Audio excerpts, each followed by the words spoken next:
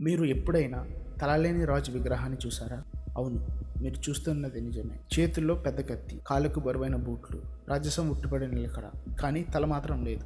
ఇతను ఎవరో సామాన్యమైన వ్యక్తి కాదు.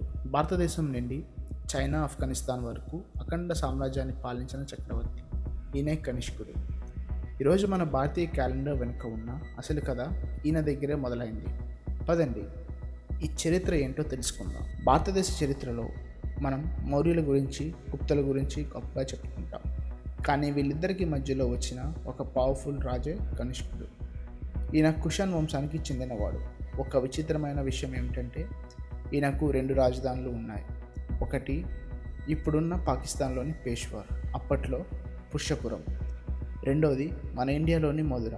కనిష్కుడి టైంలో ఇండియా బాగా ఎకనామికల్గా స్ట్రాంగ్గా ఉండేది. దానికి కారణం సిల్క్ రోడ్. చైనా నుండి రోమ్ వెళ్ళే వ్యాపారులంతా ఈయన రాజ్యం గుండానే వెళ్లాల్సి వచ్చేది. ఒక రకంగా చెప్పాలి అంటే అప్పట్లో అంతర్జాతీయ టోల్ గేట్ ఈయన చేతుల్లోనే ఉండేదన్నమాట. వ్యాపారం మీద పన్నులు వేసి బంగారు నాణాలు విరివిగా ముద్రించాడు. మీరు గమనిస్తే మన ప్రాచీన రాజులలో దోవతి ఆభరణాలతో కనిపిస్తారు. కానీ కనిష్కుడు మాత్రం పొడవాటి కోటు, కాళ్లకు లెదర్ బూట్లు వేసుకుని ఉంటాడు. నిజానికి మన దేశంలో కుర్తా, షేర్వాణి, బూట్లు వేసుకున్న అలవాటు వీళ్ళ వల్లే వచ్చిందని చరిత్రకారుల నమ్మకం. అంతేకాదు, గ్రీక్ దేవుళ్ళ అందం, భారతీయ శాంతం రెండు కలిపి గాంధార శైలిని తెచ్చింది ఈయనే. బుద్ధుణ్ణి మనం ఇప్పుడు చూస్తున్న రూపంలో చెక్కడం మొదలైంది కనిష్కుడి కాలంలోనే. సరే, ఇదంతా మన చరిత్ర. మరి ఈరోజు మనకు దీనివల్ల ఉపయోగం ఏమిటి?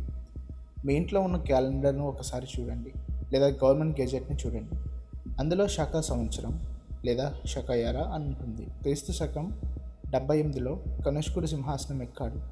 ఆ టైం నుండి ఈ శకయుగం మొదలైంది. 1957లో మన భారత ప్రభుత్వం దీనిని మన జాతీయ క్యాలెండర్గా తీసుకుంది. అంటే 2000 ఏళ్ల క్రితం ఒక రాజు మొదలుపెట్టిన టైంని మనం ఇప్పటికీ ఫాలో అవుతున్నాం. అది కనిష్కుడి గొప్పతనం.